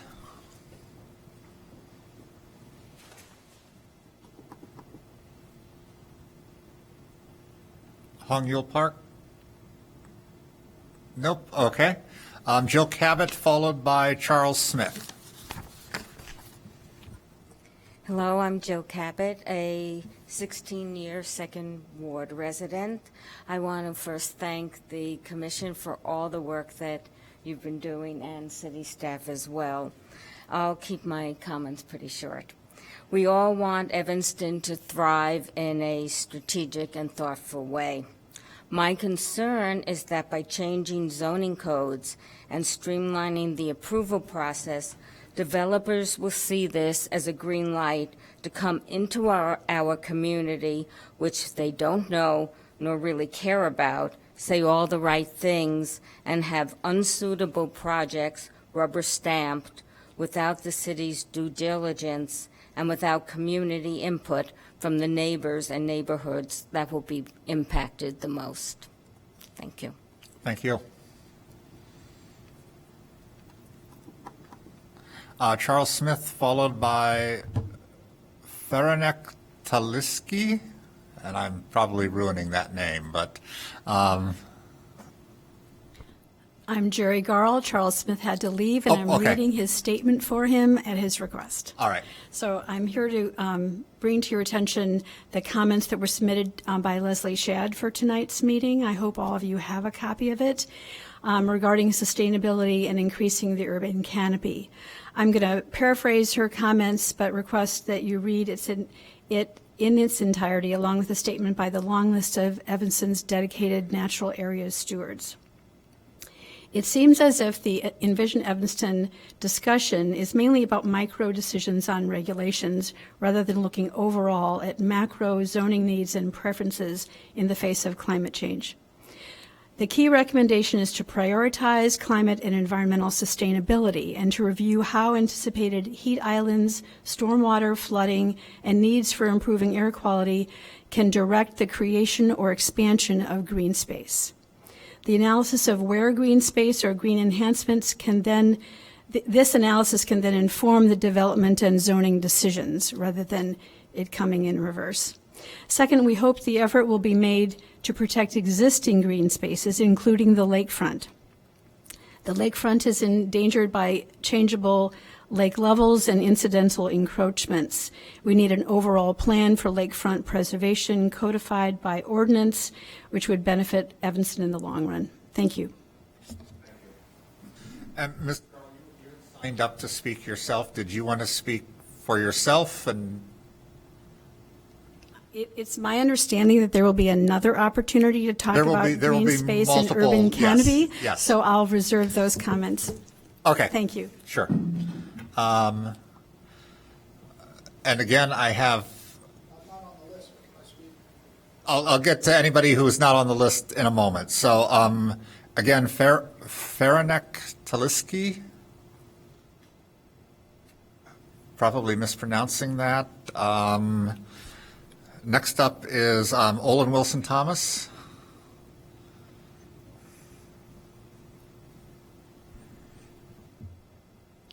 I have 3 minutes, correct? Yes. Okay. Good evening. My name is Olin Wilson Thomas, and I'm a resident of the 9th Ward. I'm here tonight to speak in support of the abolishment of all parking minimums in the city of Evanston. For decades, the city has upheld parking minimums, and in doing so, has sent a strong message to residents that the car is the mode of transportation is prioritized above all else. These regulations have been hindering Evanston since their inception, and they need to go. Parking minimums were established in the 1950s and 60s during the auto boom, when the mentality was that the automobile was the future of travel. Gone were the streetcars, and in their place were cars on the street. Ooh, fun. But we now know that that change was a mistake. Through the widespread adoption of cars, cities have seen increased air pollution, increased socioeconomic division, and ripped apart city centers, just to name a few impacts. This proliferation of cars has been made possible in large part by parking minimums. But people are starting to see that building an overabundance of parking isn't the way to go when building a desirable community. Housing projects, as we've heard tonight, have been requesting less and less parking over the years. Evanston residents have been abandoning their cars in favor of other modes of transportation, according to a recent CMAP study. So you have residents and developers both saying that they no longer need all the parking that is currently required. So let me just get this straight. We trust the free market to charge people a fair price for their housing, but we don't trust the free market to decide how much parking buildings need? To me, that seems absurd. And it's especially absurd when you realize that the more parking you build, the more the housing costs go up. Tonight, commissioners and residents alike have asked about parking vacancy rates in Evanston. And while I can't provide you with data about on-street parking, I can provide you with data from the 3 city-owned parking garages. There are a total of 3,583 parking spaces in the 3 city-owned garages. There's one on Maple, one on Church, and one on Benson. And the data from 2023 is shocking. The daily average peak occupancy rate for the collective 3 garages was only 28%. That's 2,569 parking spots sitting empty on average. During the peak occupancy rate for all of 23, so the highest percent ever cars occupied in that garage, was 44%. So at best, over the whole year, that's 1,993 parking spots empty, no use, at best. And while this doesn't necessarily represent street parking, this data should convince the board that Evanston does not need more mandated parking. That being said, I'd be willing to bet that no one in this room wants to take away people's cars or bulldoze all the parking lots. That's not what anyone is saying, and I think it's a very cheap shot to accuse people of wanting that. Many in this room tonight, including myself, are simply advocating for parking to be provided on an as-needed basis as opposed to a you have to have this basis. Parking minimums are a thing of the past that are holding back this city.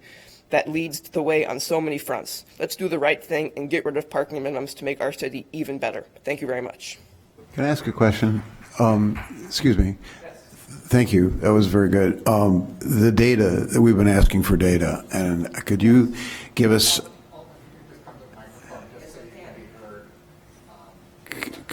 in writing the data that you just said and how you acquire the data and when you required it, Yes. what time of day, all I that? have all this information. Okay. So- Not now. Not now. Could you submit it to the staff in writing and then we could get it through the staff? Just Thank a you. quick summary. It was per a FOIA request of data I got from the parking department. All right, thank you. That is everybody I have on the list, so did I miss anybody who signed up before I go to this gentleman? You're up, sir. If you could give your name for the record? Okay. Mike McLaughlin. I've lived downtown Evanston for 19 years, and I like your idea, Darush, of getting 3 cities comparable, like Ann Arbor, maybe Toronto, maybe Columbus, Ohio, to see anybody that's done away with their parking requirements, to see how it's worked before we dive into this thing. At the moment, there's a proposal to build a high-rise on the north end of the theater land, and it's supposed to be, I believe, a luxury product. And so assuming the rents are $3,000 to $4,000 and they're saying park in the city garage, I say to myself, will people pay that type of rent to park in the city garage and be subject to capricious changes in the rent? I mean, I don't know what the rent is if you park for a month in the city garage, how much it is. But when people pay for a luxury property, they often want the convenience of having a parking in their own facility. So I don't want to see somebody develop a property that is not consistent and in demand and then fails. So anyway, that's my thought. Thank you. Thank you. With that, I have gone through everybody who had signed up to speak and everybody else who wanted to speak. Did I miss anyone? Okay. So that does conclude public comment for this evening. Is there anything commissioners have questions of staff in response to any of the public comments they've heard, or something staff would like to respond to on those as well? If not, I will ask if there is a motion to adjourn. I move that we adjourn. It's been moved. Is there a second?